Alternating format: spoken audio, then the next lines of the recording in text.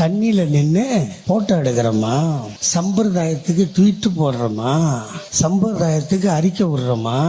முட்டாளே, உன் பொண்டாட்டிக்கு இந்த தமிழ்நாட்டில் ஓட்டு இருக்காடா? முண்டை கலப்ப. உன் பொண்டாட்டிக்கு ஓட்டு இருக்கா? உன் மகனுக்கு ஓட்டு இருக்கா? இல்ல நீ நடிகரானப்போ உங்க அப்பா தாளுக்கு சோறு போட்டு காப்பாத்தினியாடா முண்டை கலப்ப? அதுக்கு வக்கில்ல நீ யார பேசுற? என்ன சொல்றீங்க?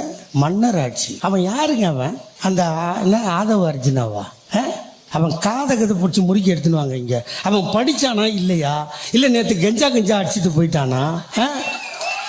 என்னங்கடா நினைச்சுக்கிறீங்க? மன்னர் ஆட்சி நடக்குது, என் மயிராட்சி நடக்குதுன்னு. கொளத்தூர் தொகுதி மக்கள் வாக்களித்து எங்கள் தளபதி தேர்ந்தெடுக்கப்பட்டார். சேப்பாக்கம் திருவல்லிக்கேணி தொகுதி மக்கள் வாக்களித்து எங்கள் அண்ணன் உதயநிதி தேர்ந்தெடுக்கப்பட்டார். எவ்வளவு ஓட்டு வித்தியாசம் தெரியுமா? 1000 2000? அட முண்டக்கலப்பிக்கு பிறந்த முண்டக்கலப்ப 70,000 ஓட்டுல ஜெயிச்ச ஒரு மாவீரன் எங்க அண்ணன் உதயநிதிடா. நாங்க என்ன அண்ணாமலை மாதிரி விற்காத சாமானா? எல் முருகன் மாதிரி எக்ஸ்பீரியான மருந்தா? தோட்டம் ஃபுல்லா வச்சுட்டு பயிர் பண்றதுக்கு ரெடியா இருக்கிறான் எங்க அண்ணன். சுட்டான்னா ரெட்டை புள்ள பிறக்கும் பார்த்துக்க. நேத்து புத்தகத்தை வெளியிட்டு பொத்திக்கிட்டு போடான்னா,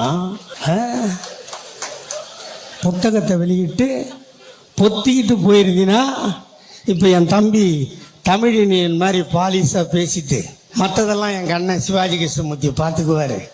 இருக்கானா? இது எப்படிக்குதுன்னா, உத்தமா பத்தினி ஊர்கோலம் போனா ஊருக்கு ஒரு செவ்வாழை தீவார்த்தனைக்கு வச்சானோ. தம்பி, நீ பத்மினியாவே இரு, நீ சரோஜா தேவியாவே இரு, நீ பானுமதியாவே இரு. ஆனா நான் சில்கு சுமிதாவா இருந்தாலும் எனக்கு ரசிகர் கூட்டத்தை பாடுறாங்க. நான் சில்கு சுமிதா